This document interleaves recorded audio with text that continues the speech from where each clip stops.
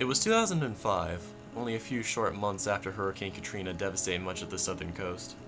At the time, I had just turned 15, the beginning of my I want attention desperately from any guy willing to give it stage.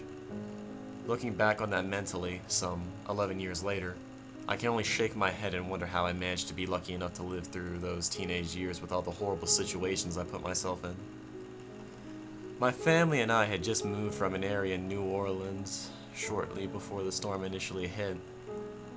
The area we moved to was about 15 or so minutes away from NOLA, depending on traffic. It was the first home I ever lived in that had a safe neighborhood with other teenagers my age. Quickly I befriended a girl who lived down the street from me. We became inseparable, and was one of the best friends I ever had. To be exact, it was 2005 when I met the man who lived behind our house on the opposite street. Shortly before the sun began to set, I was outside of my friend's house, I'll call her V, smoking a cigarette, when a cute little dog came running up to me. I'd always loved dogs, typically more than most people, and didn't hesitate to smother this animal with never-ending belly rubs and butt scratches. A couple of rubs later, I noticed he had a collar with his owner's information on it. Using V's cell phone, I gave the listed number a call.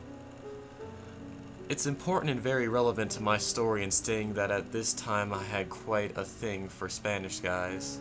The perfectly tanned skin, dark eyes, and accent would make my skin melt.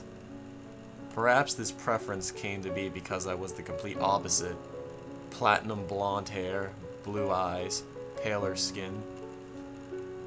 As you probably guessed by now, the voice that answered the call was coded heavily in a Spanish accent, almost like Antonio Banderas, smooth and elegant in his tone.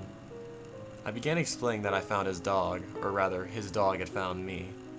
In excitement, the voice stated his dog had been missing for a couple of weeks at that point. We arranged a time to meet so I could return the puppy because he was still at work. During my wait, I tried to match a face with the voice that I became immediately infatuated with. Until finally, someone pulled into V's driveway. I could sense it was him.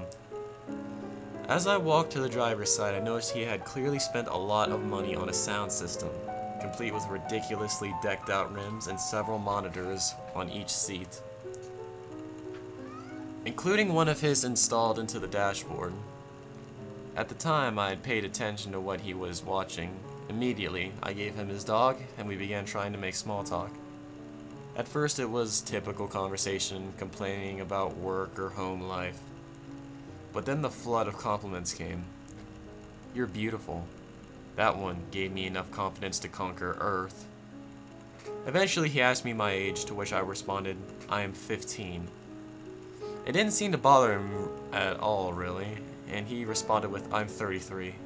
Being the young, naive, desperate, craving attention teen I was, his age meant nothing to me as well. Here was a grown man feeding me compliments, too stupid to realize how disgusting it actually was at the time.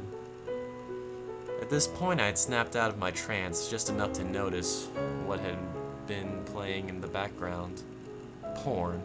A little unnerved, I brushed it off and figured that that's just what adults do. V had been watching and listening the entire conversation, rightfully shaking her head in disapproval until finally she walked over and said, "You need to leave, my mom is on the way home now." The man was very insistent on showing his gratitude by taking me out on a date, being that V was standing next to me by then. I simply said I'd let him know later. As he began driving away, V left no hesitation in expressing her disgust. She was smart enough to know that it was extremely inappropriate for us to ever date. Eventually listening to her, I had come to the conclusion that she was right, and I was being ignorant. I texted him later that night and let him know I was not interested, that he was far too old for me. His response wasn't rude or angry, just a simple okay. As weeks passed by, V wouldn't get random texts from this man.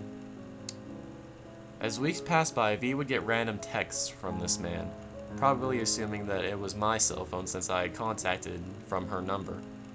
The message started off normal, asking how I was doing, sending a picture of he and his dog while thanking me for finding him. V never responded, and I assumed it only agitated him. Then these messages became a little threatening, saying things such as, "The world is a dangerous place, but I can protect you. I can't keep you alive if you won't ever talk to me." Fine, I'll be the only one to hurt you then. Both V and I were completely freaked out, but never once told our parents, or anyone for that matter. Eventually the messages stopped, almost forgetting this situation ever even happened until one day I noticed that the same car driving by my house weekly, having told V what was happening. We decided to text him. Luckily, she saved his number in case those threats ever escalated, and let him know we would be contacting the police. I never saw or heard from him again. In summer of 2012, I received a text from my mother with only a link inside. It was an article from our local news station with a picture of this man I had crossed paths with so long ago, stating he was wanted for multiple counts of murder. He was apparently a local hitman, and possibly a suspect of human trafficking. I guess the fact someone like this guy living so close to us really upset my parents. Oh, how oblivious they were. I couldn't believe it. The most torturous part of it all was reading his last known address. Just so happened to be the house that overlooked our backyard. He wasn't actually living in that house, though. He was living in one of the sheds behind it. Although we had a privacy fence, the shed was elevated to easily see over and into our yard.